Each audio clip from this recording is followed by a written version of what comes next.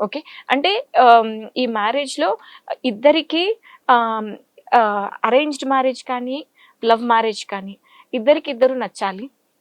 ఆ నచ్చిన ఆ ప్రొసీజర్ అంటే వాళ్ళిద్దరూ కలిసి ఉండే ప్రాసెస్‌లో ఆ ఇద్దరు అండర్‌స్టాండింగ్ అనేది బాగుంటేనే వాళ్ళిద్దరూ కలిసి ఉండగలరు. ఇప్పుడు కొంతమంది అమ్మాయిలు కొన్ని స్ట్రాంగ్ ఒపీనియన్స్‌తో ఉంటారు. నా ఇండివిడ్యుయాలిటీ ఇది. నాకిలా కావాలి, నాకిలా వద్దు అనేసి. సో, ఇలాంటివి కన్వే చేసినప్పుడు అబ్బాయి కానీ కన్వే చేసినప్పుడు పేరెంట్స్ అది మినిమైజ్ చేసేస్తున్నారు. అంటే ఇట్స్ నాట్ ఓకే, తెలుసో తెలియకో చేస్తుంది. పోనీ నీకెలా కావాలి అని అడుగుతారు. అక్కడ తనకు చెప్పేకి ఆల్రెడీ అంటే ఇంకా మైండ్‌లో డిసైడ్ చేసుకోకుండిపోండొచ్చు. లేకుంటే కెరీర్ ఇంకా కావాలి అనిపించొచ్చు. So, still they may need time. ఈ టైం కావాలి అన్నప్పుడంతా ఇక్కడ ఊర్లో అందరూ అడుగుతున్నారు. బంధువులందరూ అడుగుతున్నారు. ఇంకెప్పుడు పెళ్లి?